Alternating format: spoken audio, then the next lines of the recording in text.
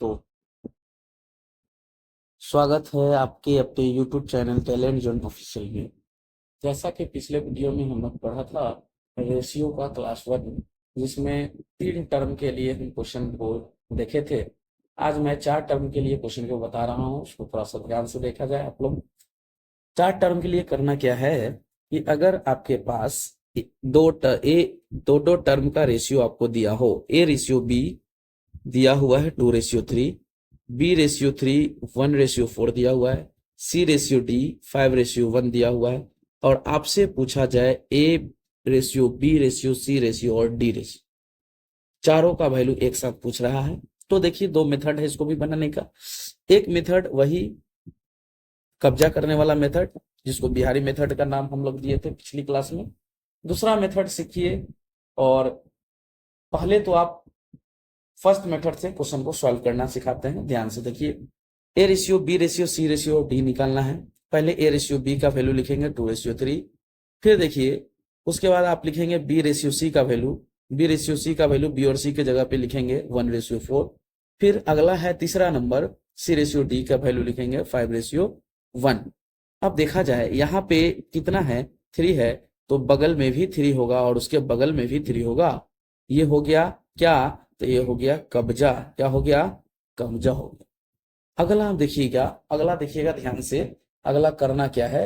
अगला देखिए, अगला है अगला है आपका 1 था यहाँ पे 1, तो बगल में भी 1 होगा, और यहाँ पे आपका 4 था तो इसके बगल में भी 4 होगा। कहने का मतलब यहाँ 4 था तो यहाँ भी कितना होगा, 4 होगा, क्योंकि बगल वाले स्थान पे जो जगह खाली होगा उसके जगह पे वही डिजिट पुट होगा जो उसके बगल में है।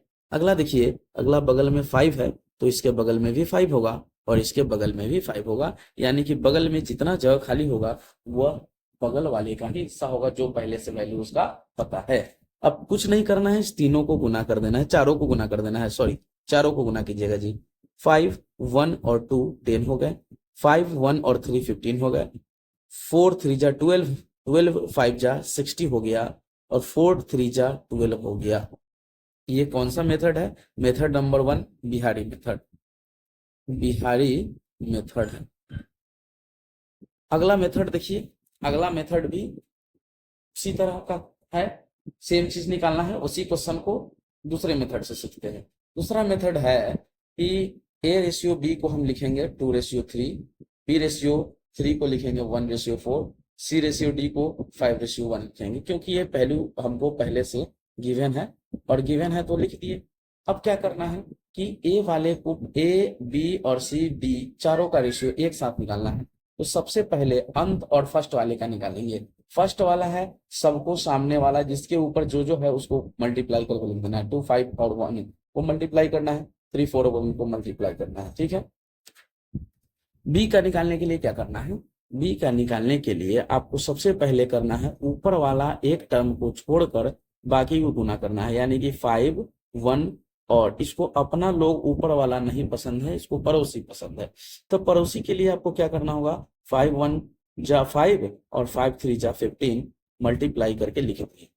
अब देखिए, अब एक पड़ोसी पे कब्जा हो गया, अब दूसरे पड़ोसी पे कब्जा करना है, यानी कि अब नीचे से हम बगल वाला जो हम छोड़े थे फर्स्ट स्टेप में ऊपर वाला एक टर्म छोड़े थे, अब ऊपर वाला हम 2 टर्म छोड़ के चलेंगे। अब यहाँ पे 5 4 और 3 लेके चलेंगे, कहने का मतलब 2 और 1 टर्म छूट गया। पड़ोसी वाला 2 टर्म पे कब्जा करना है। 5 4 और 3 कितना हो गया, 16। देखिए इसका भी वैल्यू सेम और इसका भी वैल्यू सेम, ठीक है। अब हम इसी से रिलेटेड कुछ क्वेश्चन को सॉल्व करेंगे। क्वेश्चन हमारे पास है कि एक स्कूल बैग और एक स्कूल ड्रेस की कीमत 8:7 के रेशियो में है। स्कूल बैग की कीमत स्कूल ड्रेस की कीमत से 400 अधिक है, तो स्कूल ड्रेस की कीमत ज्ञात करो। देखिए बहुत ही अच्छा क्वेश्चन है, बार बार परीक्षा में पूछा जाता है क्वेश्चन। इसको कैसे मेथड से सॉल्व करेंगे, रेशियो मेथड का ही क्वेश्चन है, सॉरी रेशियो का ही क्वेश्चन है, कैसे सॉल्व करेंगे इसको देखिए। स्कूल बैग है तो एक तरफ लिखेंगे बैग, एक तरफ लिखेंगे ड्रेस, ठीक है। स्कूल बैग का कीमत इतना है, देखिए ध्यान से 8:7। उसके बाद कह रहा है स्कूल बैग की कीमत स्कूल ड्रेस से 400 अधिक है। स्कूल बैग की कीमत स्कूल ड्रेस से कितना अधिक है, स्कूल बैग की कीमत स्कूल ड्रेस से कितना अधिक है, एक अधिक है इसका मतलब 1 यूनिट। और ये आपको पहले से क्वेश्चन में पता है, 1 यूनिट का वैल्यू 400। आपसे पूछा जा रहा है स्कूल ड्रेस की कीमत, ड्रेस का वैल्यू आपका 7 यूनिट का वैल्यू चाहिए, 7 यूनिट निकालिएगा, 1 यूनिट का वैल्यू 400, 7 यूनिट का वैल्यू 7 चौका 28, 2800। ये रहा आपका बी नंबर ऑप्शन आंसर हो गया है। अगला क्वेश्चन देखिए, अगला क्वेश्चन भी निकालना है। कह रहा है कि ए रेशियो बी, दो मेथड से इस क्वेश्चन को मैं सॉल्व करूंगा, ध्यान से देखा जाए। ए रेशियो सॉल्व करते हैं। ये पहले तो आप मल्टीप्लाई करके लिख दीजिए, कितना हो गया 8 into 5 into 4 ratio 13 into 5 into 4 ratio 13 into 8 into 4 फिर रेशियो 13 इंटू 8 इंटू 8 इंटू 5। अब आप कोशिश कीजिए इसको कट करने का। ये आपका 2 बार में कट गया, ये आपका 1 बार में कट गया, ये आपका 1 बार में कट गया, ये आपका 2 बार में कट गया। अब आप मल्टीप्लाई कराइए, ये हो गया 14, ये हो गया 65, ये हो गया 104, और ये आपका हो गया, ये आपका हो गया 130, 130। अब देखिए और भी कटने वाला है तो काट दीजिए, कटने वाला तो नहीं दिख रहा है, सब नहीं कटेगा। ये आपका फर्स्ट ऑप्शन, यानी कि फर्स्ट ऑप्शन सही हो जाएगा, आपका उत्तर आ गया।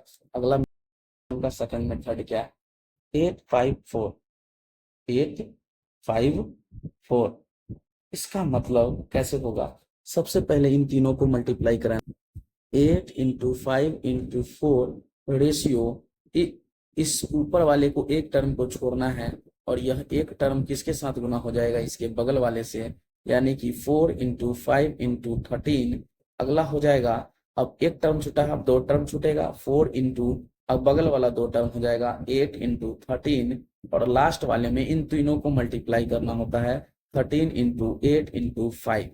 अब आपको क्या करना है, अब आपको काटना है, 4 1 जा 4, 4 1 जा 4, ये भी कट गया, इधर भी कट गया, और इधर कितना बार में कट गया, 2 बार में। इधर हो गया आपका 40, इधर हो गया 65, इधर हो गया 104, इधर हो गया आपका 130। अब इसको कटना है, काटना है, एक टेबल से कोई पूरा नहीं कटेगा, यही आपका उत्तर होगा, आंसर होगा। चलिए दोस्तों, थैंक यू।